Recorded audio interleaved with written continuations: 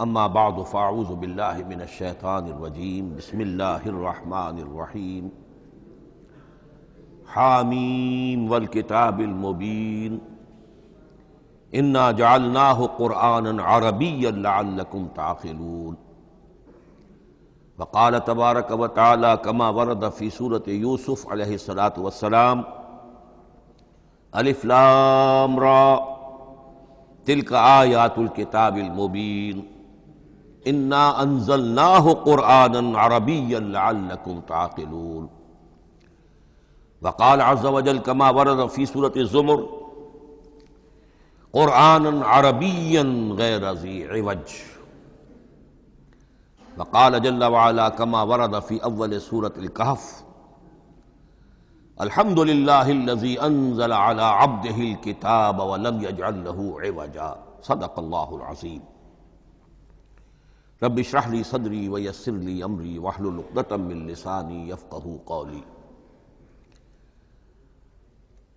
تعارف قرآن کے ضمن میں جو مباحث پہلی نشست میں مکمل ہو چکے ہیں اس میں ایک کمی رہ گئی تھی، اس کو پورا کر لیجئے۔ قرآن مجید کی 2 آیات کے بارے میں یہ روایت موجود ہے صحیح مسلم میں حضرت عبداللہ ابن مسعود رضی اللہ تعالی عنہ سے کہ سورہ بقرہ کی آخری 2 آیات حضور کو شب معراج میں عطا ہوئی ہیں، وہ زمین پر نازل نہیں ہوئیں بلکہ حضور نے آسمان پر پہنچ کر ان کو حاصل کیا ہے۔ یہ امت کے لیے شب معراج کے تحفے کے طور پر یہ 2 آیتیں آمن الرسول بما انزل الیہ من ربہ والمؤمنون کل آمن باللہ وملائکتہ وکتبہ ورسلہ لا نفرق بین احد من رسلہ وقالوا سمعنا واطعنا غفرانک ربنا والیک المصیر۔ پھر آخری آیت جس میں طویل ترین دعا ہے۔ یہ 2 آیات جو ہیں مستثنیٰ کر لیجئے تو باقی جو ہے قرآن مجید وہ پھر پورا حجاز میں زمین پر نازل ہوا ہے محمد رسول اللہ صلی اللہ علیہ وسلم کے قلب مبارک پر۔ اب جو اگلی بحث ہے اس تعارف قرآن کے ضمن میں، قرآن کی زبان کون سی ہے؟ یہ سب جانتے ہیں عربی زبان ہے، لیکن کون سی عربی؟ عربی کوئی ایک نہیں ہے۔ جیسا کہ آپ کو معلوم ہے کہ ایک زبان ہوتی ہے پھر اس کے ڈائلیکٹس ہوتے ہیں۔ پنجابی زبان کے نہ معلوم کتنے ڈائلیکٹس ہیں، بنگلہ زبان کے نہ معلوم کتنے ڈائلیکٹس ہیں، پشتو کے کتنے ڈائلیکٹس ہیں۔ عربی زبان کے اس وقت پورے عالم عرب کے اعتبار سے تو دیکھیے تو ہر ملک کا جو ہے اپنا لہجہ ہے اور ان کے اپنے انداز ہے۔ تو خود نزول قرآن کے وقت بھی پورے جزیرہ نمائے عرب میں کوئی ایک زبان نہیں تھی، زبان ایک تھی لیکن اس کے لہجے مختلف تھے، الفاظ مختلف تھے۔ تو یہ جان لیجئے کہ قرآن نازل ہوا ہے حجاز کے بادیہ نشینوں کی زبان میں۔ وہ اصل عربی زبان حجازی قوم سمجھتی تھی، شہری زبان نہیں، دیہاتی زبان۔ یعنی کہ شہروں میں دوسرے ملکوں کے لوگ آتے جاتے رہتے تھے، خاص طور پر مکہ مکرمہ جو ہے وہ تو چونکہ ایک بہت بڑا تجارتی مرکز تھا۔ لإلاف قریش ایلافہم رحلۃ الشتاء والصیف فلیعبدوا رب ھذا البیت۔ ان کے قافلے جاتے تھے، آتے تھے، دوسرے تاجر بھی آتے تھے، تو ظاہر بات ہے کہ شہروں کے اندر تو پھر زبان جو ہے وہ مکسڈ ہو جاتی ہے، خالص نہیں رہتی۔ یہی وجہ ہے کہ قریش کے جو شریف گھرانے تھے، اونچے گھرانے تھے، وہ اپنے بچوں کو صحرا میں بھیج دیتے تھے کہ ان کی پرورش وہاں ہو، وہاں وہ خالص عربی زبان سیکھیں، ان کی زبان جو ہے پولیوٹڈ نہ ہو۔ تو بادیہ نشین حجاز کے، نجد کے نہیں، حجاز کے بادیہ نشین، ان کی زبان میں قرآن نازل ہوا ہے۔ یہ آیتیں اس سے پہلے بھی سامنے آ چکی ہیں سورہ زخرف کی، انا جعلناہ قرآنا عربیا لعلکم تعقلون۔ ہم نے اس اپنے کلام قدیم کو عربی زبان کا جامہ پہنایا ہے۔ انا انزلناہ قرآنا عربیا، یہ سورہ یوسف کی آیات، ہم نے اتارا ہے اسے قرآن عربی بنا کر، قرآنا عربیا لعلکم تعقلون۔ سورہ زمر میں قرآنا عربیا غیر ذی عوج، یہ عربی مبین میں ہے، صاف ستھری دھلی ہوئی عربی زبان جس میں کہیں کوئی ٹیڑھ نہیں ہے، کوئی ایچ پیچ نہیں ہے۔ اور یہی پھر سورہ کہف میں جو ایک ترانہ حمد اللہ نے ہمیں سکھایا ہے کہ میرے اس انعام عظیم پر میرا شکر ادا کیا کرو، تو کن الفاظ میں الحمدللہ الذی انزل علی عبدہ الکتاب ولم یجعل لہ عوجا۔ تو یہ عربی مبین جو ہے اگرچہ اصلاً ہے بادیہ نشین حجاز کے، البتہ یہ کہ عرب کے دوسرے قبائل کے بھی ان کی زبانوں کے بعض الفاظ اس میں آئے ہیں۔ اس سے آگے بڑھ کر یہ کہ بعض معرب الفاظ بھی ہیں۔ ہندی زبان کا کوئی لفظ اس نے عربی کا جامہ پہن لیا، فارسی زبان کا کوئی لفظ اس نے عربی کا جامہ پہن، وہ بھی قرآن میں بعض ہیں، استثناءات ہیں یہ۔ جیسے سنگ گل، یہ فارسی زبان کا لفظ ہے، سنگ گل، وہ سجیل بن کر قرآن مجید میں آ گیا ہے۔ حجارۃ من سجیل، یہ جو الم تر کیف فعل ربک باصحاب الفیل سورہ فیل میں ہے، سنگ گل کا سجیل بنا۔ اس طرح کے کچھ اور الفاظ بھی ہیں، لیکن یہ سمجھیے کہ ایکسیپشنز پروو دی رول، یہ استثناءات ہیں، قاعدہ اپنی جگہ پر قائم رہے گا کہ یہ حجاز کے بدوؤں بادیہ نشینوں کی جو زبان تھی اس میں قرآن نازل ہوا ہے۔ اس قرآن کے بارے میں، اس کی زبان کے بارے میں جو چند پہلو سامنے رہنے چاہیے، فصاحت اور بلاغت کی معراج۔ یہ میں بعد میں قرآن کے وجوہ اعجاز پر جب بحث کروں گا کہ یہ کس کس اعتبار سے معجزہ ہے، تو وہاں زیادہ تفصیل سے یہ بات آئے گی کہ عربی زبان کی فصاحت اور بلاغت کی معراج ہے۔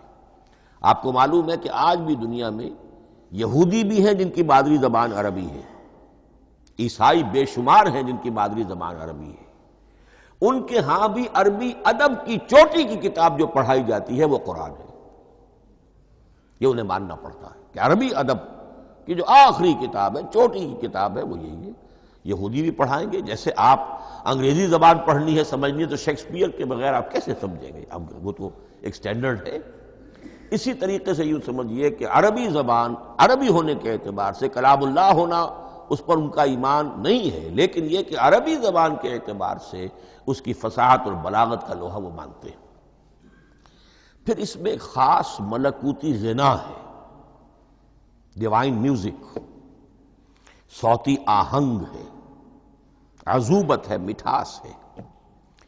لاہور میں ایک صاحب ہیں جو پروفیسر ہیں فونیٹکس کے پنجاب یونیورسٹی میں، وہ کہتے ہیں میں ثابت کر سکتا ہوں کہ جتنے بھی آج دنیا میں اصول ہیں صوتی، یہ خود اپنی جگہ ایک بہت بڑی سائنس ہے، اس کے اعتبار سے میں ثابت کر سکتا ہوں کہ بلند ترین موسیقی قرآن مجید میں ہے، ملکوتی غنا۔ اسی لیے قرآن مجید کو اچھی سے اچھی آواز میں پڑھنے کی تاکید آئی ہے۔ زینوا القرآن باصواتکم، قرآن کو اپنی آوازوں سے مزین کرو۔ اسی طریقے سے من لم یتغن بالقرآن فلیس منا، جو قرآن مجید کو اچھی سے اچھے طریقے پر پڑھنے کی کوشش نہیں کرتا وہ ہم میں سے نہیں ہے۔ اسی طرح کے واقعات بھی ہوئے ہیں۔ حضرت ابو موسیٰ اشعری رضی اللہ تعالی عنہ، وہ بہت خوش الحان تھے، تو ایک روز حضور سفر رات کے وقت کہیں گشت پر تھے، جا رہے تھے ان کے مکان کے قریب سے، تو وہ اس وقت رات کی نماز میں قرآن پڑھ رہے تھے، تو حضور وہاں کافی دیر تک کھڑے ہو کر سنتے رہے۔ ظاہر بات ہے کہ اس وقت کے مکان کیا ہوتے تھے، ایک ایک حجرہ ہوتا تھا، یہ کوئی کئی کنال کی کوٹھیاں تو نہیں ہوتی تھی کہ کیا پتہ چلے ان کے اندر کیا ہو رہا ہے۔ وہ تو حضرت ابو بکر کے مکان کے پاس سے گزرتے تھے تو ان کی تلاوت سنتے تھے، حضرت عمر کے مکان کے قریب سے گزرے ان کی تلاوت سنی۔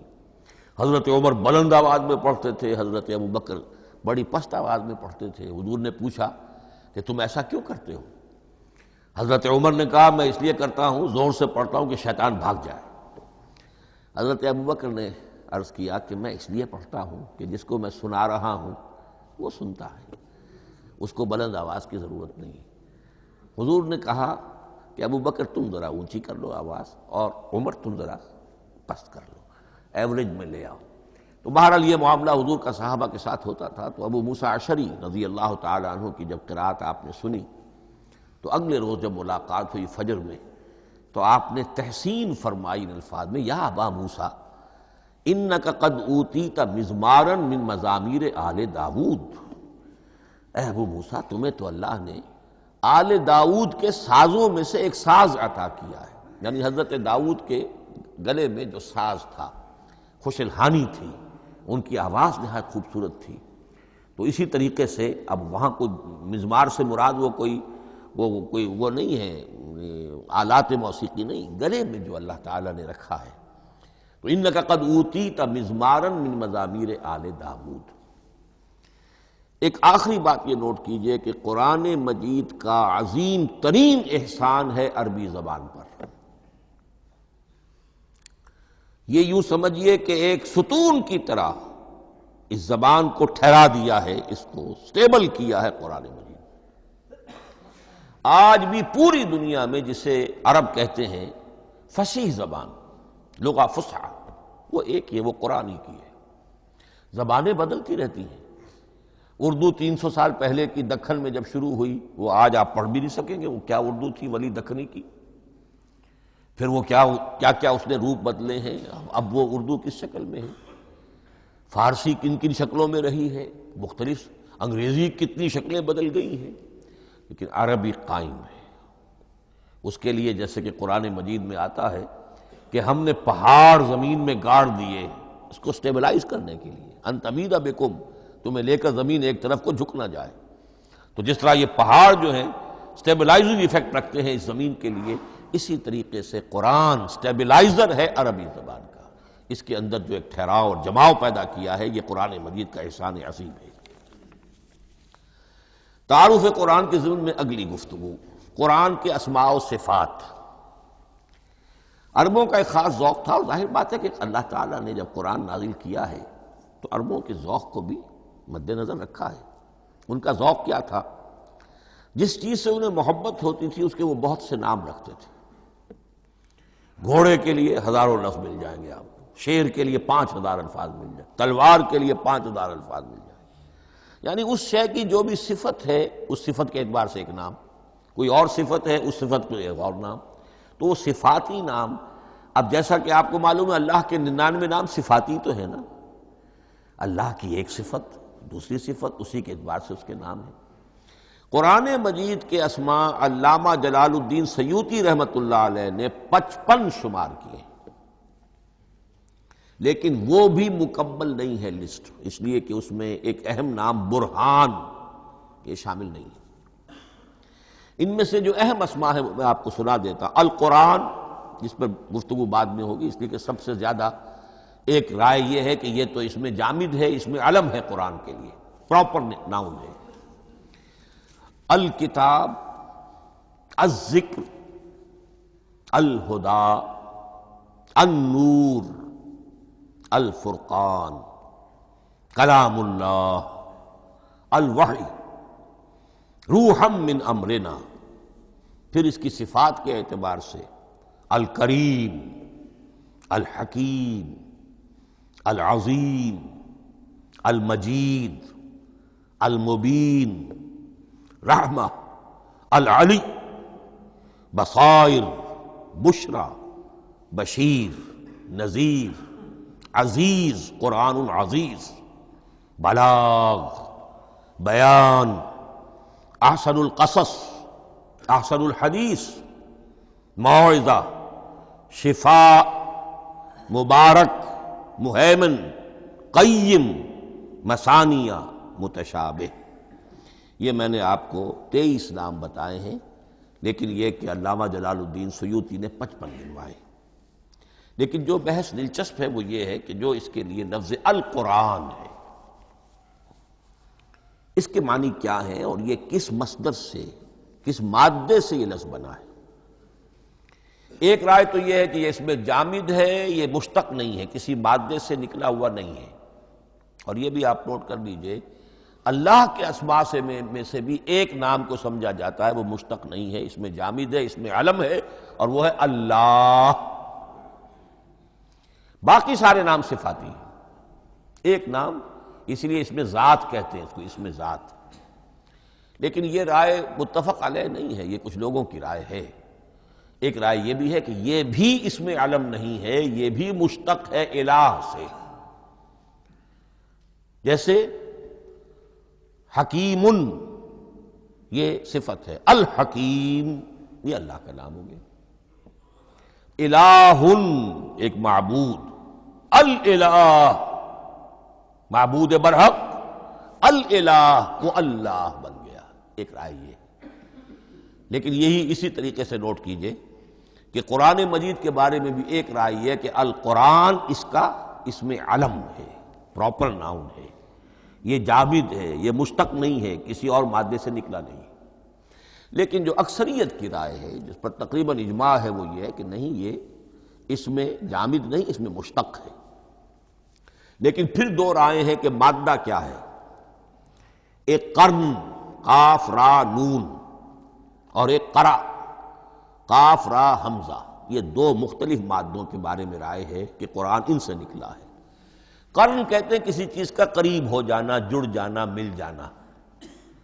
یہ حج کی جو تین شکلیں ہیں، حج تمتع ہے، حج قران ہے اور حج افراد ہے۔ قران کیا ہے؟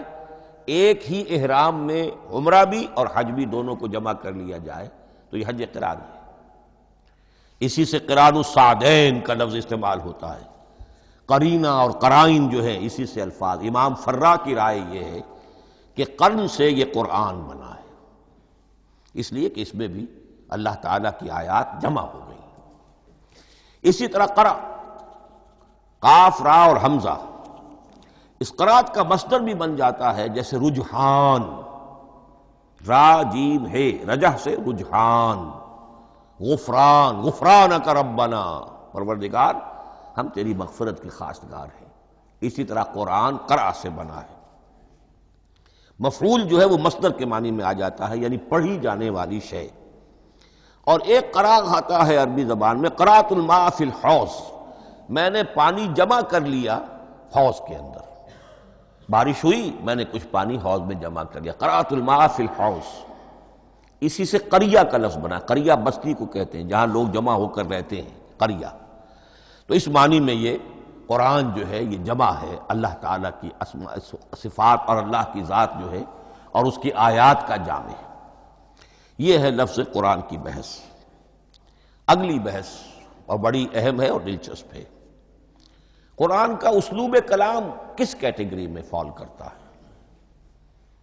قرآن کیا ہے؟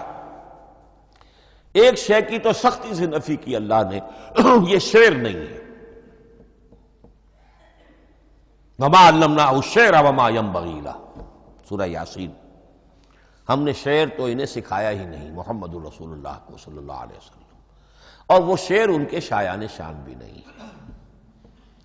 شاعروں کے بارے میں سورہ شعراء میں چونکہ بالعموم شاعروں کے بارے میں جو بات کہی گئی ہے، وَالشُّعَرَاءُ يَتَّبِعُهُمُ الْغَاوُونَ أَلَمْ تَرَ أَنَّهُمْ فِي كُلِّ وَادٍ يَهِيمُونَ إِنَّهُمْ يَقُولُونَ مَا لَا يَفْعَلُونَ إِلَّا الَّذِينَ آمَنُوا۔ استثناء تو ہے کہ اچھے لوگ بھی ہوتے ہیں، لیکن اکثر و بیشتر شعراء کا معاملہ یہی ہے، ان کی پیروی کرتے ہیں وہی لوگ کہ جو حد سے گزرنے والے ہوتے ہیں، لاؤبالیانہ انداز والے لوگ، غیر سنجیدہ لوگ پیروی کرتے ہیں۔ خود وہ بھی زمین و آسمان کے قلابے ملاتے ہیں، کبھی ادھر کی بات کبھی ادھر کی بات۔ اور تیسری بات یہ کہ عام طور پر جو کہتے ہیں وہ کرتے نہیں ہیں، انہم یقولون ما لا یفعلون۔ تو یہ شعر کی تو نفی کی گئی ہے قرآن مجید، جیسا کہ میں نے آپ کو سنایا تھا سورہ حاقہ کی آیات، انہ لقول رسول کریم وما هو بقول شاعر، یہ شاعر کا کلام نہیں۔ البتہ ایک بات نوٹ کیجئے، جسے آزاد شاعری، آزاد نظم کہا جاتا ہے، وہ میرا گمان یہ ہے، میں نے چونکہ ان چیزوں کا کوئی تحقیقی مطالعہ نہیں کیا ہے، کہ شاید وہ ہے ہی قرآن سے ماخوذ آزاد شاعری۔ اس میں وزن نہیں ہوتا، ردم ہوتا ہے۔ آزاد شاعری کے اندر ایک ردم ہوتا ہے، وزن نہیں ہے، ایک مصرع اتنا سا، ایک بڑا لمبا چوڑا، لیکن ردم رہے گا۔ یہ جو آزاد شاعری، بلینک ورس جس کو آپ کہتے ہیں، میرا گمان یہ ہے کہ شاید دنیا میں اس کا رواج قرآن کے بعد ہی ہوا ہو، اور قرآن مجید ہی کی نقالی میں یہ صنف جو ہے ادب کی وہ ایجاد کی گئی ہو۔ واللہ عالم، میں یہ بات دعوے سے نہیں کہہ سکتا، گمان ہے میرا۔ البتہ یہ کہ اب اس سے آگے چلیے، شعر نہیں ہے، نثر ہے، لیکن نثر کے اعتبار سے بھی کون سی کیٹیگری میں آئے گی؟ کیا یہ کتاب عام معنی میں جسے ہم کتاب کہتے ہیں وہ کتاب ہے؟ ایک تو وہ بات تھی نا جو اقبال کے حوالے سے میں نے آپ سے کہی، کتابیں نیز چیزیں دیگر است، اس وقت وہ بات نہیں میں کہہ رہا۔ عام کتابوں سے اس کا فرق کیا ہے؟ ایک کتاب ہوتی ہے، اس میں ہر چیپٹر میں ایک بحث مکمل ہو جاتی ہے، اگلے چیپٹر میں پھر لوٹا کر آپ پہلے چیپٹر کی کوئی بات نہیں کریں گے، پھر وہ بات آگے چلے گی، ابواب ہوں گے، ابواب میں مضمون کے مطابق مضمون آگے بڑھتا چلا جائے گا۔ کتاب کا یہ لازمی وصف ہے۔ قرآن مجید عثمانی میں کتاب نہیں ہے، اس میں قصہ آدم و ابلیس 7 جگہ آ رہا ہے، بار بار آ رہا ہے، سورہ بقرہ میں، سورہ اعراف میں، سورہ ہجر میں، سورہ بنی اسرائیل میں، سورہ کہف میں، پھر سورہ طٰہٰ میں، چلتے جائیے، سورہ صاد میں حضرت موسیٰ علیہ السلام کا قصہ کتنی مرتبہ آ رہا ہے۔ تو قرآن مجید اس کتاب کی کیٹیگری، اس کی ڈیفینیشن پر پورا نہیں اترتا۔ دنیا میں جو کتاب کا معیار ہے، عام اس کا جو اسلوب ہے، اس کی جو ڈیفینیشن ہے، ایک شکل ہوتی ہے مجموعہ مقالات، وہ بھی نہیں ہے، اس میں ہر مقالہ اپنی جگہ پر ایک مکمل شے ہوتی ہے، لیکن یہ کہ وہ دوسرے مقالات سے تو مختلف ہوگی، یہ مجموعہ مقالات بھی نہیں۔ اس کا اسلوب جو ہے وہ خطبے کا ہے، اوریشن، اور یہ کہا جا سکتا ہے it's a collection of divine orations, یہ اللہ تعالی کے خطبات کا مجموعہ ہے۔ مختلف اوقات میں خطبے نازل ہوتے تھے حضور پر صلی اللہ علیہ وسلم، اور یہ بھی جان لیجئے کہ عرب میں ادب کی 2 ہی صنفیں تھیں جو معروف تھیں، یا شعر یا خطبہ، یا خطیب ہوتے تھے بڑے شعرا بیان خطیب، اور یا شاعر ہوتے تھے۔ تو یہ جب شعر کے اسلوب پر نہیں تھا تو خطابت کا اسلوب ہے جو اللہ نے اختیار فرمایا، اور ہر موقع پر، ہر مرحلے پر جو خطبہ اس وقت کے حالات کی مناسبت سے نازل ہوا وہ ایک صورت ہے۔ تو یہ ہے کلیکشن آف ڈیوائن اوریشنز، یہ اللہ تعالی کے مجموعہ خطبات الہیہ اسے کہا جا سکتا ہے، لیکن اس سے جو چند نتیجے نکلتے ہیں وہ نوٹ کرنے ضروری ہیں۔ خطبے میں مخاطب اور مخاطب کے مابین ایک ریپور ضروری ہے۔ اگر کوئی مصنف بیٹا کتاب لکھ رہا ہے، اس کے سامنے کوئی سامع نہیں ہوتے، وہ تو اپنی مگن میں جو بھی خیال ہے اپنے دل میں وہ لکھ رہا ہے۔ خطبے میں سامع سامنے ہوتے، اگر ان کے درمیان رپورٹ نہ رہے، ہم آہنگی نہ رہے، تو پھر وہ خطبہ غیر مؤثر ہو جائے گا، لوگ جو ہیں ان کو اونگ آنے لگے گی، وہ متوجہ ہی نہیں رہیں گے۔ تو ایک رپورٹ مخاطب اور مخاطب ان کے درمیان۔ دوسرے یہ کہ خطبہ کا ایک وصف لازمی یہ ہوتا ہے کہ ایک واقعاتی پس منظر ہوتا ہے پیچھے موجود۔ اب کوئی شخص ہے سیاسی تقریر کر رہا ہے، ایک خاص پس منظر موجود ہے، اس میں وہ ان چیزوں کی طرف حوالے دیتا چلا جائے گا، صرف وہ تفصیلات بیان نہیں کرے گا، اس لیے کہ وہ لوگوں کو معلوم ہے آج کے دور کا ایک واقعہ ہے، لوگوں کے علم میں ہے، لیکن کتاب میں آپ لکھیں گے تو پھر وہ پورا واقعہ بھی بیان کرنا پڑے گا آپ کو کہ یہ کب ہوا، کیسے ہوا، جس کا میں حوالہ دے رہا ہوں۔ لیکن خطبے کے اندر بس پس منظر جو ہے وہ موجود ہے، اور اس کے حوالے سے صرف جو اشارات اس کی طرف ہو جائیں گے۔ نمبر 3 یہ ہے کہ خطبے میں تحویل خطاب بہت ہوتا ہے۔ تحویل خطاب سے کیا مراد ہے؟ ابھی خطیب آپ سے بات کر رہا ہے، آپ سے مخاطب ہے، اور کسی وقت وہ فلاں کو جو یہاں موجود بھی نہیں ہے، وہ نواز شریف صاحب کو خطاب کرنا شروع کر دے گا۔ بھائی نواز شریف تو یہاں نہیں ہے، لیکن خطاب انداز وہ تو تقریر مقرر ہے، سیاسی تقریر کر رہا ہے، نواز شریف کو چیلنج کر رہا ہے، نواز شریف یہ کر دو گے تو ہم یہ کر دیں گے، اور نواز شریف یہ تم غلط کر رہے ہو، یا بے نظیر تمہارا یہ معاملہ۔ ہاں بے نظیر تو وہاں موجود نہیں، صدر ایوب صاحب کو جو بھی گالیاں دی جاتی تھی تقریروں کے اندر، وہ خود تو وہاں موجود نہیں ہوتے تھے۔ تو اس میں تحویل خطاب نوٹ کرنا پڑتا ہے، ابھی کس سے بات ہو رہی تھی، ابھی کس سے بات ہو رہی تھی۔ قرآن مجید میں آپ دیکھیں گے ایک آیت میں حضور سے خطاب ہے، اگلی آیت میں کفار سے خطاب ہے، اس سے اگلی آیت میں اہل ایمان سے خطاب ہے۔ تو تحویل خطاب جو ہوتا ہے اس کے حوالے سے نوٹ کرنا پڑتا ہے کہ اس وقت اس آیت کا جو رخ ہے کدھر ہے، اس میں کس کو خطاب کیا جا رہا ہے۔ چوتھی بات یہ ہے کہ خطبے میں صرف عقل سے اپیل نہیں کی جاتی، جذبات سے بھی اپیل ہوتی ہے۔ اسی لیے خطابی انداز کہلاتا ہے، خطابی انداز میں لوگوں کے جذبات سے بھی اپیل کی جاتی ہے۔ جبکہ آپ ایک مقالہ لکھ رہے ہوں گے، اس میں جذبات کی بات نہیں آئے گی، ٹھنڈی ٹھنڈی عقلی باتیں، منطقی باتیں، دلیل صغرا کبرا جوڑیے، نتیجہ نکالیے، وہ لوگوں کے سامنے رکھیے، تصنیف ہے۔ لیکن خطبے کے اندر صرف عقل نہیں، جذبات سے بھی اپیل ہوتی ہے۔ اب یہ سارے اوصاف میں جو بیان کر رہا ہوں، یہ سب قرآن مجید میں بتمام و کمال بدرجہ اتم موجود ہیں۔ اور آخری بات یہ کہ خطبے میں، اور یہ کہ یہ چیز مشترک ہے غزل میں بھی اور قصیدے میں بھی اور خطبے میں بھی، اس کا اول و آخر بہت جامع اور مؤثر ہونا چاہیے۔ اسی لیے مطلع مقطع یہ خاص طور پر ہوتے ہیں نا۔ مقطع میں آپ پڑھی ہے سکون گسترانہ بات، جس غزل کا مطلع جاندار ہے اس کو آدمی پڑھے گا، اور اگر وہ مطلع پھسپھسا ہے وہ باقی نظم پڑھے گا ہی نہیں، چاہے آگے اس کے اندر بڑا عمدہ شعر بھی ہو وہ نہیں پڑھے گا۔ مطلع ہی جو ہے بے جان ہے، پھسپھسا ہے۔ پھر مقطع آخری جو شعر ہو، تو قصیدے میں بھی یہ ہے اور خطبے میں بھی یہ ہے۔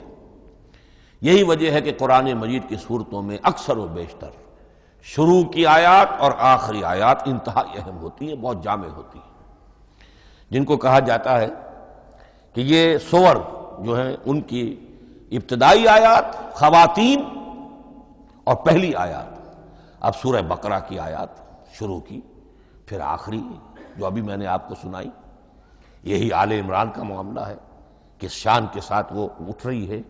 یہی سورہ حج کا ہر جگہ پر آپ دیکھیں گے ابتدائی جو ہے خطیب اگر ایسی بات، ایسا انداز اختیار کرے کہ اپنے سامعین کی توجہ کو اپنی طرف مبذول کرا دے، اگر شروع کا انداز ایسا نہیں ہے تو وہ بات آگے بڑھے گی نہیں۔ آخری بات یہ کہ خطبے میں ہمیشہ یہ ہوگا کہ ایک مین سپیکر جو ہے اس کی ایک بات سامنے ہے کہ میں نے یہ بات اپنے سامعین کے ذہن میں بٹھانی ہے، لیکن دائیں بائیں کی باتیں کرے گا، کوئی قصہ بھی سنائے گا، کوئی شعر پڑھے گا، کوئی اور کوئی لطیفہ بھی سنائے گا۔ ہمارے ہاں کے جو بہترین خطیب جو ہوتے تھے وہ احراری حضرات جو ہے بہترین خطیب ہوتے تھے، اور آپ نے سنا مولانا عطا اللہ شاہ بخاری رحمۃ اللہ علیہ، ان کی تقریریں 6 گھنٹے تک لوگ سنتے تھے۔ وہ کبھی رلا بھی رہے ہیں، کبھی ہنسا بھی رہے ہیں۔ عام آدمی تنقید بھی کرے گا کہ یہ کیا ادھر ادھر کی باتیں کر رہے ہیں، لیکن وہ پھر جب آخری تقریر ہوتی تھی تو جب تقریر ختم ہوتی تھی، جو بات وہ ذہن میں بٹھانا چاہتے تھے، دل میں اتارنا چاہتے تھے، وہ بیٹھ چکی ہوتی تھی۔ باقی یہ کہ ادھر ادھر کی چیزیں جو ہیں وہ آکسیلری چیزیں ہیں وہ رہتی ہیں۔ یہ ہیں 6 اوصاف خطبات کے، اور قرآن مجید کے اندر بھی یہ اوصاف کم و بیش موجود ہیں۔ قرآن کا اسلوب خطبے کا ہے۔ اب اگلی بحث پر آئیے، قرآن مجید کی ترکیب اور تقسیم، سنتھیسس اور ڈویژنز۔ اب اس میں سمجھیے کہ کلام جو ہے اللہ کا کلام ہے، کلام مرکب ہوتا ہے کلمات سے، کلمات حروف سے بنتے ہیں۔ عربی زبان کے حروف 28 یا 29 ہیں۔ الف اور حمزہ کو ایک ہی مانیں گے تو 28 رہ جائیں گے، الف علیحدہ حمزہ علیحدہ تو 29 ہو جائیں گے۔ یہ حروف جڑتے ہیں، لفظ بنتے ہیں۔ لفظ محمل بھی ہوتا ہے، لیکن کلمہ وہ کہلاتا ہے جو بامانی لفظ ہو۔ پھر ان کلمات کو آپ جوڑتے ہیں، یہ مرکب توصیفی بن گیا، مرکب اضافی بن گیا، مرکب عددی بن گیا، مرکب جاری بن گیا۔ پھر ان مرکبات کو جوڑ کر فقرہ بنتا ہے، جملہ بنتا ہے، کلام مفید جس کو کہا جاتا ہے۔ قرآن مجید کے اعتبار سے علامہ سیوطی نے مخصوص جو قرآن کی اصطلاحات ہیں ان کے حوالے سے ایک بات کہی ہے، لیکن واقعہ یہ ہے کہ قرآن کی اصطلاحات خود اپنی ہیں، دنیا کی دوسری کسی بھی اصطلاحات پر ان کو قیاس نہیں کیا جا سکتا۔ لیکن جاہز چونکہ قدیم تھے، انہوں نے قرآن مجید کو کہا یہ دیوان کی شکل رکھتا ہے، جیسے کہ حافظ کا دیوان کسی اور کا دیوان۔ سورتیں جو ہیں وہ قصیدوں کی شکل میں ہیں، بیت شعر آیت ہے۔ قوافی جو ہوتے ہیں شعروں میں، قافیہ، وہ یہاں فواصل ہیں، آیت کے آخری حروف ایک دوسرے سے مشابہ ہوتے ہیں کہ جن سے پھر وہ صوتی آہنگ پیدا ہوتا ہے۔ الرحمن علم القرآن خلق الانسان علمہ البیان۔ اب یہ ایک فواصل جو ہے وہ جڑتے چلے جاتے ہیں، ان میں آہنگ پیدا ہوتا ہے۔ لیکن حقیقت کے اعتبار سے پہلی بات یہ نوٹ کیجئے، قرآن مجید کی اکائی ہے آیت، اسے نہ آپ جملہ کہہ سکتے ہیں نہ فقرہ کہہ سکتے ہیں۔ انگریزی میں ہمارا چونکہ بائبل کے لیے بھی جب ورس کا لفظ آ جاتا ہے تو انگریزی تراجم میں، انگریزی تحریروں میں، مقالوں میں ورس قرآن مجید کی آیت کے لیے لفظ آ جاتا ہے، ورس نمبر فلاں، بالکل غلط ہے۔ قرآن کی آیت یہ اس کا اپنی اصطلاح ہے، اپنا مفہوم ہے۔ لغوی مفہوم کیا ہے؟ نشانی، آیت نشانی۔ قرآن کی ہر آیت اللہ کے علم اور حکمت کی نشانی ہے۔ اب قرآن کی آیتیں نوٹ کیجئے، صرف حروف پر بھی مشتمل ہے، الف لام میم حروف مقطعات اور آیت بن گئی۔ وہ مرکبات ناقصہ پر بھی مشتمل ہے، والعصر مرکب جاری ہے، حرف جار، آیت ہو گئی۔ پورے جملے پر بھی مشتمل ہے، ان الانسان لفی خسر، ایک جملہ ہے، اور 10 جملوں پر بھی مشتمل ہے۔ اللہ لا الہ الا ھو الحی القیوم لا تاخذہ سنۃ ولا نوم لہ ما فی السماوات وما فی الارض الی آخر الآیہ۔ آیت الکرسی کا انالیسس کیجئے، 10 جملے موجود ہیں اس میں۔ تو نوٹ کر لیجئے، یہ چیز توقیفی کہلاتی ہے، یہ کسی گرامر کے اصول پر نہیں ہے، کسی منطق کے اصول پر نہیں ہے۔ آیات قرآنیہ کی تعیین توقیفی ہے، یعنی حضور کے بتانے پر موقوف ہے۔ حضور نے بتایا والعصر، یہ آیت ہو گئی، آیت ہو گئی، ہم آیت مانیں گے۔ الف لام میم آیت ہو گئی۔ قاف حرف ایک ہے، یہ آیت نہیں ہے۔ نون ایک حرف ہے، آیت نہیں ہے۔ قاف والقرآن المجید ایک آیت بنی، نون والقلم وما یسطرون ایک آیت بنی۔ تو اس طریقے سے اس کو کہتے ہیں توقیفی، موقوف علیہ ہے حضور کے بتانے پر۔ اب اس میں روایات کا اختلاف ہو سکتا ہے کہ حضور سے کوئی روایت یہ ہو کہ یہ ایک آیت بنی یا 2 آیتیں بنی۔ مثلا بڑی اہم مثال آپ کو دے رہا ہوں، سورہ مزمل کی جو دوسرا رکوع ہے، پورا دوسرا رکوع، وہ 1 آیت شمار ہوتا ہے۔ اور میرا بڑا گمان رہا بہت عرصے تک کہ یہ 1 آیت نہیں ہو سکتی، یہ مختلف اوقات میں نازل ہوئی ہیں، 2 اوقات میں نازل ہوئی ہے۔ اور یہ مجھے قول مل گیا علامہ سیوطی کے ہاں، حضرت عبداللہ ابن عباس رضی اللہ تعالی عنہما کا قول کہ یہ 2 آیتیں ہیں، 1 نہیں۔ لیکن یہ کہ یہ ہوگا موقوف روایت پر، میں کوئی نہیں ہوں جو اسے قرار دے سکوں۔ ہاں مجھے اگر کوئی روایت مل جاتی ہے، کوئی خبر یا اثر، خبر محمد الرسول اللہ کی یا اثر آپ کے کسی صحابی کا صلی اللہ علیہ وسلم و رضی اللہ تعالی عنہ، تو پھر یہ ہے کہ ہم مانیں گے۔ تو اس کو کہتے ہیں توقیفی۔ آیات اور سور کا معاملہ توقیفی ہے بالکل، یا کسی منطق، کسی گرامر، کسی اصول بیان، کسی پر مبنی نہیں ہے، یہ مبنی ہے حضور کے بتانے پر۔ اس طرح سورت کسے کہتے ہیں؟ عربی زبان میں سور کے معنی ہے فصیل۔ فَضُرِبَ بَيْنَهُمْ بِسُورٍ لَهُ بَابٌ، سورہ حدید کے اندر الفاظ آئے۔ اب اس کا کیا تصور دیا گیا کہ ہر آیت جو ہے وہ اللہ کے علم اور حکمت کی نشانی ہے۔ 10 آیتیں، 20 آیتیں، 100 آیتیں، 285 آیتیں، 286 آیتیں جوڑ کر ایک فصیل باندھ دی گئی۔ یہ شہر حکمت خداوندی ہے۔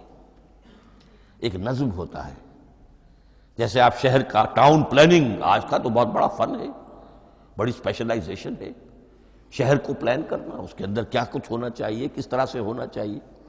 تو یہ سورت جو ہے یہ ایک یونٹ ہے قرآن مجید کی، اور اس کا جو لفظی معنی ہے فصیل، گویا کہ اس نے گھیرے میں لیا ہوا ہے ایک شہر معنی کو، علم و حکمت کے ایک شہر کے گرد یہ فصیل جو ہے پوری ہوئی ہے۔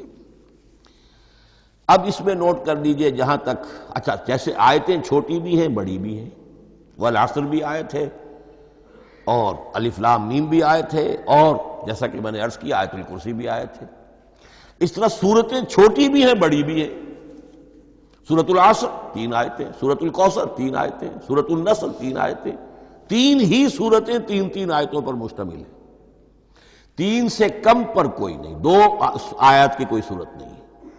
لیکن آگے آپ چلتے جائیے، اس کی بڑی سے بڑی تعداد سورہ بقرہ جو ہے سب سے بڑی ہے۔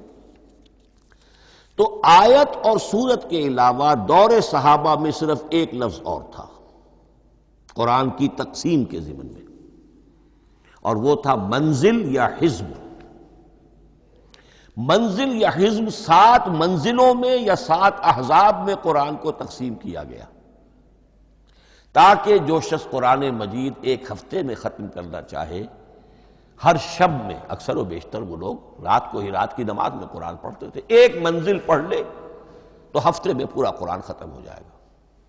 یہ حزب بھی ہے اور منزل بھی ہے، اور یہ چونکہ دور صحابہ میں تھا، یقیناً حضور نے بتایا ہوگا، اس میں آپ کو عجیب حسن نظر آئے گا۔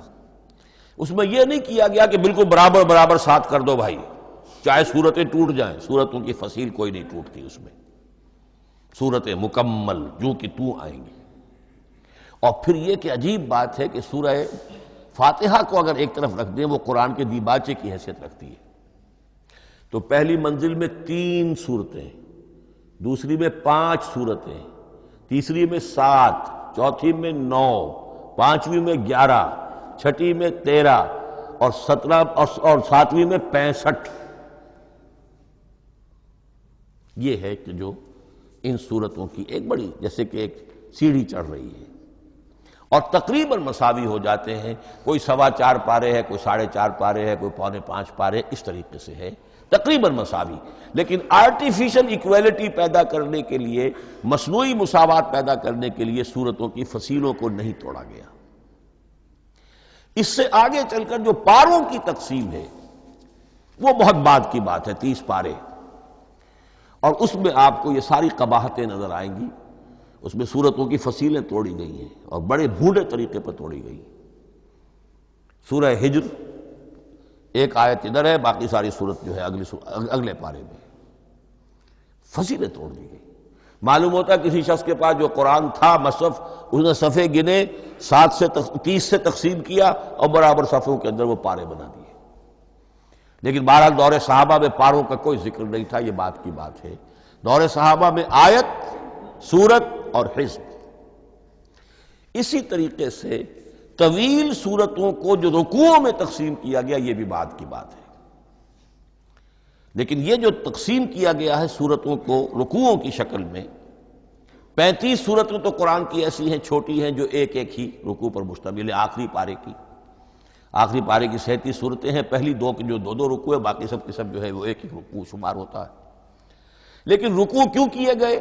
لمبی صورتوں میں سے اگر کچھ حصہ پڑھنا ہے نماز میں، سورہ بقرہ پوری تو نہیں پڑھ سکتے آپ ایک رکعت کے اندر، تو اس کا وہ حصہ پڑھا جائے جس میں ایک مضمون پورا ہو جائے، مضمون نہ ٹوٹے، تاکہ وہاں پر رکوع کرے آدمی کہ جہاں پر کہ وہ مضمون ایک اعتبار سے مکمل ہو گیا۔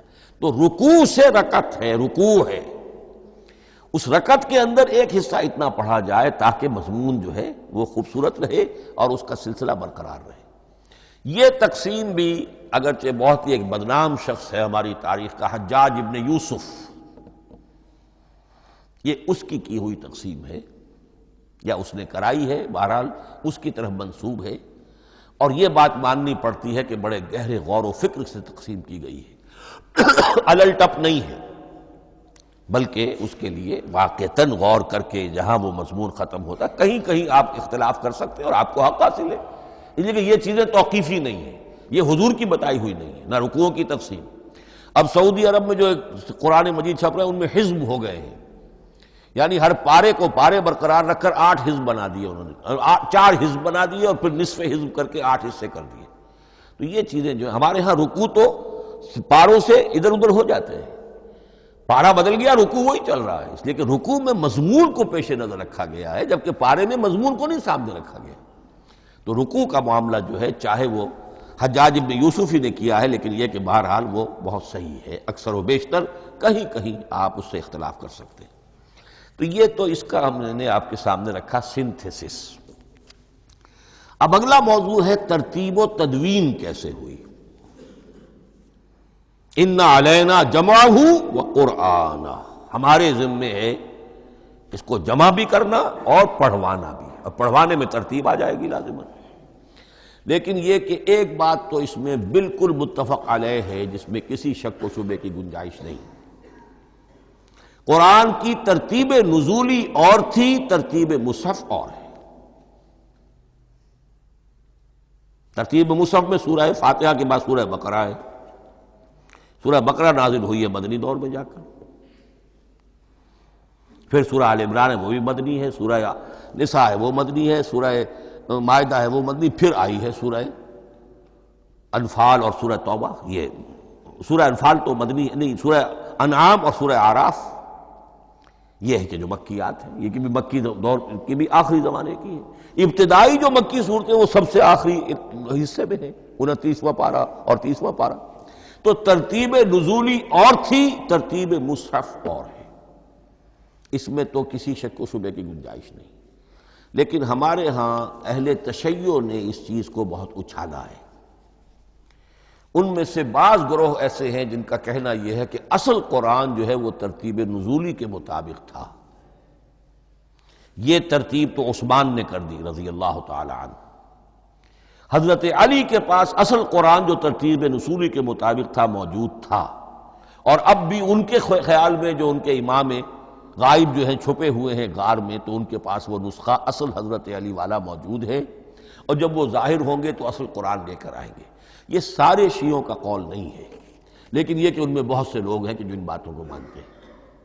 جہاں تک اس بات کا تعلق ہے کہ حضرت علی نے ترتیب نزولی پر کوئی مصحف جمع کیا ہو، اس میں کوئی اشکال نہیں ہے، اس لیے کہ علمی طور پر یہ ایک بڑی عمدہ ایکسرسائز بنتی ہے۔ ایک زمانے میں میں بہت کوشش کرتا رہا ترتیب نزولی سے، اس لیے کہ ترتیب نزولی سے سیرت نبوی اخذ ہوتی ہے، پہلے کیا نازل ہوا، پھر کیا نازل ہوا، پھر کیا نازل ہوا۔ در حقیقت اگر آپ ترتیب نزولی سے قرآن مرتب کر دیں تو وہ سیرت النبی بن جائے گی۔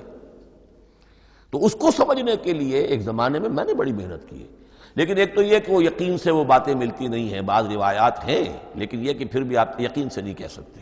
اکثر و بیشتر قرآن مجید میں لکھا بھی ہوتا ہے، ترتیب کے موٹی موٹی چیزیں معلوم ہیں نزولی ترتیب کی، لیکن یہ ہے کہ یقین کسی بات پر نہیں۔ تو پہلی بات یہ ہے کہ ہمارے نزدیک، اہل سنت کے نزدیک، اصل جو حجت ہے دین میں وہ ترتیب مصحف ہے۔ یہی ترتیب جو اس وقت مصحف عثمان کی ہے رضی اللہ تعالی عنہ، یہی ترتیب ہے لوح محفوظ کی، یہی ترتیب ہے ام الکتاب میں، یہی ترتیب ہے کتاب مکنون میں۔ اب اس کے سمجھیے کہ اس کی تدوین کن مراحل میں ہوئی۔ سب سے پہلے اس کے جو مراحل ہیں 3، خود نبی اکرم صلی اللہ علیہ وسلم کے زمانہ مبارک میں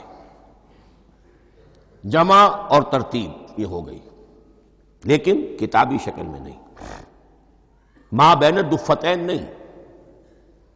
حضور نے لوگوں کو پڑھ کر سنایا، اس ترتیب سے سنایا جس ترتیب سے یہ مصحف میں اب موجود ہے، اور ہر رمضان میں حضرت جبرائیل دورہ کرتے تھے حضور کے ساتھ، جتنا کہ قرآن اس وقت تک نازل ہو چکا ہوتا تھا، اور آخری رمضان مبارک آپ کی حیات طیبہ کا جو تھا اس میں 2 مرتبہ پورے قرآن کا دورہ ہوا۔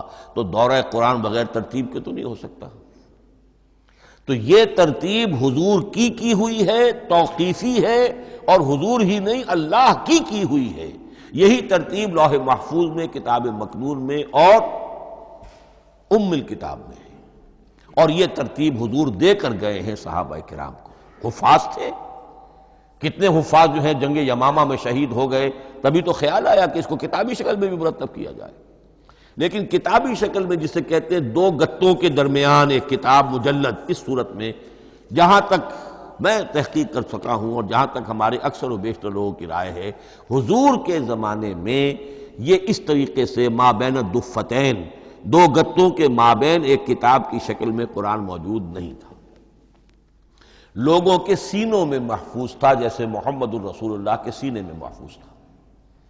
ان علینا جمعہ، وہ جمع حضور کے سینے میں کیا اللہ نے۔ اسی طرح پھر صحابہ کرام بے شمار جو حفاظ تھے ان کے سینوں میں محفوظ تھا۔ دوسرا مرحلہ کب آیا؟ جب حضرت ابوبکر صدیق کے عہد خلافت میں جنگ یمامہ میں بہت سے حفاظ شہید ہو گئے۔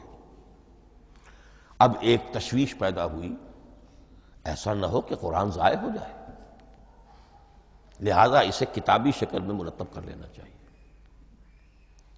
اس کے لیے پھر بہت سے صحابہ نے حضرت ابوبکر کو اپروچ کیا کہ جتنے قراء ہیں، جتنے کاتبین وحی ہیں، ان سب کو آپ جمع کیجئے اور جمع کر کے اس قرآن مجید کو ایک کتاب کی شکل میں جمع کر لیں۔ حضرت ابوبکر شروع میں بہت ریلیکٹنٹ رہے، ان کا ایک خاص مزاج تھا، اتباع رسول کا جذبہ انتہا درجے کا۔ جو کام حضور نے نہیں کیا میں کیسے کروں؟ اگر تو یہ کام واقعی کرنے کا تھا تو حضور کرتے، میں کیسے کروں؟ لیکن یہ کہ جب صورتحال بہت لوگوں کی طرف سے دباؤ پڑا کہ نہیں یہ کر لینا چاہیے، ان کے سامنے بھی حکمت آ گئی، تو پھر انہوں نے اتفاق کرتے ہوئے جتنے بھی کاتبین وحی تھے ان سب کی ایک کمیٹی بنائی اور ان کو کہا کہ اب اس قرآن کو مرتب کر کے ایک کتابی شکل دے دی جائے۔ وہ کتابی شکل حضرت ابوبکر کے دور میں ہو گئی۔ تیسرا مرحلہ کیا ہے؟ یہ کتابی شکل میں جب قرآن مجید آ گیا اور شروع میں یہ اجازت تھی کہ ہر قبیلے، ہر علاقے کے لوگ اپنے لہجے میں پڑھ لیں۔ اب پنجابی ہمارا مسلمان جو ہے وہ چاقو کو کاچو کہے گا تو وہ لکھے ہوئے کو بھی چاقو کو کاچو پڑھ کے نکلے جائے گا۔ تو مختلف لہجوں میں ہونے سے وہ ان کا جو ہے قرآن مجید بدل رہا تھا، کوئی کسی طرح پڑھ رہا ہے، کوئی کسی طرح پڑھ رہا ہے۔ اب اس کی تشویش ہوئی حضرت عثمان کے زمانے میں، جب دور بہت پھیل گیا، اسلام کا دائرہ، دارالاسلام کی وسعت بہت ہو گئی کہ اس طرح اگر یہ لوگ پڑھیں گے اور اپنے اپنے لہجے کی وجہ سے اب اس لہجے میں شکل بدل بھی جاتی ہے لفظ کی۔ کاچو کو کاف الف چے واو لکھنا شروع کر دیں گے پھر کہ کاچو سنا ہم نے، تو چاقو تو سنا ہی نہیں۔ تو ایک لکشو ہے چاقو لکھ رہا ہے اور ایک کاچو لکھ رہا ہے، تو چاقو اور کاچو میں فرق ہو گیا۔ لہذا اس وقت پھر جو کام کیا گیا وہ یہ کہ ایک ہی رسم تحریر، رسم کتابت، رسم الخط میں قرآن مجید کے نسخے تیار کیے گئے۔ اصل میں ایک بہت بڑا مغالطہ ہو جاتا ہے ہمارے جمعوں کے خطبوں میں، حضرت عثمان رضی اللہ تعالیٰ عنہ کے نام نامی کے ساتھ وہ قوافی جو ہیں ان کی مناسبت سے جامع آیات القرآن عثمان ابن عفان رضی اللہ تعالیٰ عنہ، غالب علی کل غالب علی ابن ابی طالب رضی اللہ تعالیٰ۔ اب یہ جو جوڑتے ہیں قافیے، تو حضرت عثمان کے نام کے ساتھ یہ قافیہ جوڑ دیا، اس سے لوگوں کو مغالطہ بھی ہوا اور دشمنوں نے ایکسپلائٹ کیا کہ اس کا مطلب یہ ہے کہ قرآن تو جمع ہوا ہے حضرت عثمان کے زمانے میں، اور حضرت عثمان کے زمانے میں اور حضور کے زمانے میں کم و بیش 15 سال کا فصل تو ہو چکا، گویا کہ قرآن مرتب ہی ہوا ہے حضور کے انتقال کے 15 برس بعد۔ پھر حضرت عثمان کی شخصیت کو خاص طور پر جو سبائی فتنہ اٹھا تھا اس نے ایک ڈسپیوٹڈ پرسنالٹی بنا کے رکھ دیا ہے، نہیں معاذ اللہ، کوئی شک نہیں، لیکن یہ کہ ایک فتنہ اٹھا، فتنۃ الکبریٰ، اور حضرت عثمان رضی اللہ تعالیٰ عنہ کو انہوں نے بدنام کیا، لہذا اس کے نام سے اور بٹا لگ گیا، یہ مصحف عثمان ہے۔ یہ ہے اصل میں وہ حماقتیں کہ جو ہوئی ہیں ہم سے، یہ قافیے ملانے کی وجہ سے، حالانکہ حضرت عثمان کی شان جو ہے وہ در حقیقت جامع آیات القرآن نہیں ہے، جامع الامت علی رسم واحد، پوری امت کو ایک رسم الخط پر جمع کرنے والی شخصیت حضرت عثمان کی ہے۔ مثلا اب دیکھیے مالک یوم الدین کس طرح لکھیں گے؟ میم لام اور کاف، میم الف اور لام اور کاف لکھیں گے آپ، یہ غلط ہو جائے گا، میم پر کھڑا زبر ہوگا اور اس کو مالک پڑھیں گے، میم پر اگر کھڑا زبر نہیں ہے پڑا زبر ہے تو ملک پڑھیں گے، اور قراتوں میں یہ دونوں موجود ہے، ملک یوم الدین بھی ہے اور مالک یوم الدین بھی ہے۔ اگر آپ نے میم الف لکھ دیا ایک قرات نکل گئی، اب وہ اس میں آ ہی نہیں سکتی، وہ تو مالک ہی پڑھا جائے گا۔ یہ زیر زبر بھی جو لگے ہیں قرآن مجید میں، یہ بھی حجاج ابن یوسف کے زمانے میں لگے، اس سے پہلے نہیں تھے۔ اور یہ رموز و اوقاف، یہ آیتوں کے نشان اور یہ وقفہ بیچ میں، یہ بھی حجاج ابن یوسف کے زمانے کی چیزیں ہیں۔ ورنہ عربوں کے لیے تو ان کی اپنی زبان تھی، انہیں ان چیزوں کی ضرورت ہی نہیں تھی۔ آپ کو معلوم ہے پرانے زمانے کے جو منشی ہوتے تھے، انشاء پرداز، وہ جب خط لکھتے تھے تو اس میں نقطے وغیرہ نہیں لگاتے تھے۔ جس کو خط لکھا جا رہا ہے وہ توہین سمجھے گا کہ شاید مجھے جاہل سمجھا کہ نقطے بھی لگا کے بھیجا جا رہا ہے خط پر، گویا کہ میں تو سمجھ ہی نہیں سکتا بغیر نقطوں کے۔ تو یہ جو ہے پرانے جو شکستہ خطوط لکھے جاتے تھے ان کا یہ انداز تھا، لہذا کوئی نقطے وغیرہ نہیں تھے، یہ بھی بعد میں لگے۔ تو ملک یوم الدین، مالک یوم الدین، اس کی رسم آئے گا میم لام کاف، کھڑا زبر ہے مالک یوم الدین اور ویسے پڑا زبر ہے ملک یوم الدین۔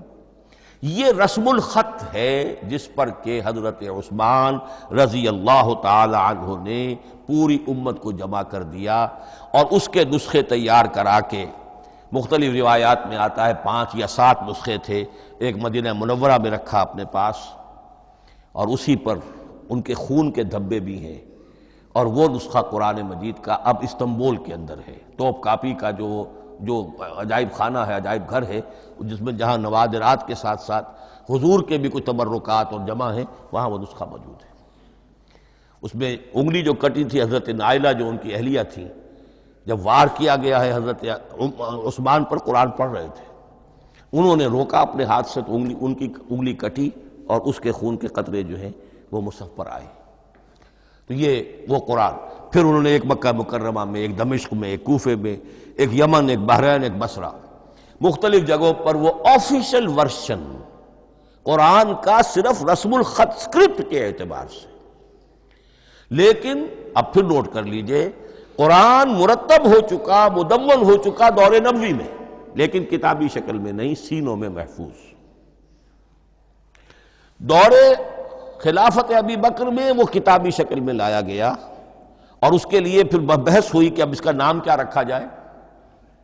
اس کے لیے کئی نام تجویز ہوئے، سفر بھی، انجیل بھی، وغیرہ وغیرہ، لیکن پھر اس کو حضرت عبداللہ ابن مسعود رضی اللہ تعالی عنہ نے اہل حبشہ سے استشہاد کرتے ہوئے مصحف نام رکھا۔ مصحف، یہ مصحف بن گیا حضرت ابو بکر کے زمانے میں، لیکن مصحف کی قرأت کے جو فرق ہو رہے تھے تو وہ لکھنے کے اندر بھی فرق آنا شروع ہو گیا۔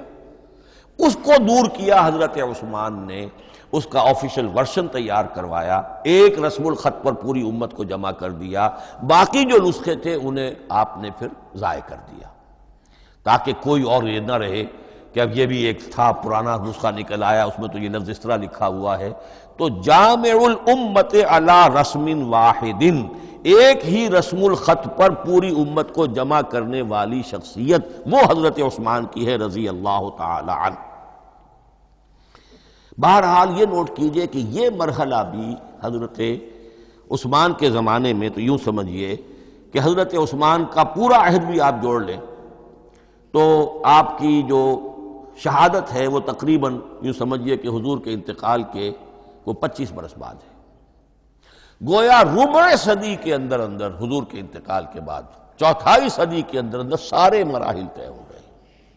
یہی وجہ ہے، میں نے شروع میں آپ کو بتایا تھا کہ پوری دنیا یہ مانتی ہے کہ آج جو قرآن مسلمانوں کے پاس ہے، یہ ہے وہی جو محمد عربی صلی اللہ علیہ وسلم نے اپنی امت کو دیا تھا۔ یہ دوسری بات ہے کہ ہم سمجھتے ہیں کہ محمد عربی صلی اللہ علیہ وسلم کو یہ اللہ کے کلام کی صورت میں حضرت جبرائیل نے پہنچایا تھا، وہ اس کو نہیں مانتے، لیکن یہ حصہ اس کا ماننے پر مجبور ہے کہ وہ اصل قرآن اپنی اسی انٹیگریٹی کے ساتھ، اپنے پوری پیور، اس کا جو بھی ہے ٹیکسٹ پیور ہے، اور اس کی انٹیگریٹی میں کوئی شک و شبہ کی گنجائش نہیں ہے کہ یہ وہی شے ہے جو محمد نے اپنی امت کو عطا فرمائی تھی صلی اللہ علیہ وسلم۔ ایک آخری بات، چل میرے پاس 3 منٹ ہیں، یہ جو میں نے آپ کو ترتیب بتائی تھی قرآن کی، آیتیں، سورتیں، پھر حزب، اب اس میں ایک شے نوٹ کر لیجئے۔ آیت اللہ تعالیٰ کے علم و حکمت کا ایک نمونہ ہے، آیتوں کو جوڑ کر جب سورت بنائی تو آیتوں کے اندر جو ربط ہے، اس ربط آیات سے ایک اور معنی ایک اور حکمت کا دروازہ کھلتا ہے۔ جیسے موتی ہے، ہر موتی بڑا خوبصورت ہے، لیکن جس ترتیب سے آپ نے پرویا، اس کو دھاگے میں ہار بنایا، اس ترتیب سے اس کا حسن دوبالا ہو جائے گا۔ ہر موتی کا اپنی جگہ پر ایک حسن ہے، لیکن اس ترتیب کی وجہ سے اس کے حسن کا ایک اور پہلو ظاہر ہوگا۔ اسی طرح قرآن مجید کی صورتوں میں ربط آیات بہت اہم ہے۔ ایک مرکزی مضمون ہوتا ہے ہر صورت کا، مرکزی مضمون، عمود، اور اس کے گرد وہ ساری آیتیں اس طریقے سے گھوم رہی ہوتی ہیں، جڑی ہوئی ہوتی ہے، جیسے کہ ایک دھاگے کے اندر پروئے ہوئے موتی ہوتے ہیں کہ جس کی جو ہار کی شکل اختیار کرتے ہیں۔ دوسری بات یہ، اکثر و بیشتر صورتیں قرآن مجید میں جوڑوں کی شکل میں ہیں۔ ایک مضمون کا ایک پہلو اس جوڑے کے ایک فرد میں، اور دوسرا پہلو اسی کا دوسرے فرد میں۔ جیسے معوذتین، دو صورتیں ہیں، مضمون ایک یہ تعوذ، معوذتین۔ الزہراوین، سورہ بقرہ سورہ آل عمران کو کہا گیا الزہراوین، حضور نے فرمایا دو نہایت تابناک صورتیں، بڑی روشن صورتیں۔ جیسے آپ دیکھیں گے یا ایھا المدثر یا ایھا المزمل قم اللیل الا قلیلا یا ایھا المدثر قم فانذر، ایک ہی طرح کا اٹھان ہے، حضور سے خطاب ہو رہا ہے۔ سورۃ الضحیٰ، سورۃ الانشراح، یہ تمام جوڑوں کی شکل میں۔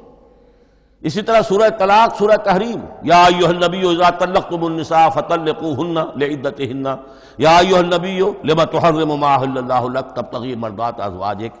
شوہر اور بیوی کے درمیان تعلق یا تو اتنا گہرا ہو جاتا ہے کہ ایک دوسرے کے لحاظ میں وہ حدود خدابندی ٹوٹنے لگے، بیوی کی وجہ سے آپ نے کسی حرام شے کو حلال کر لیا یا حلال کو حرام کر لیا، بیوی کو ناپسند ہے وہ شے، تو حضور سے ذرا سا یہ ہو گیا تھا معاملہ۔ اپنی ازواج مطہرات حضرت عائشہ اور حضرت حفصہ رضی اللہ تعالی عنہما، ان دونوں کی رضا جوئی کے لیے وہ خاص قسم کا شہد ہے، قسم کھا لی آپ نے کہ میں اسے استعمال نہیں کروں گا۔ لما تحرم ما احل اللہ لک، اے نبی آپ کیوں حرام کرتے ہیں اپنے اوپر وہ شے جو اللہ نے آپ کے لیے حلال کی ہے؟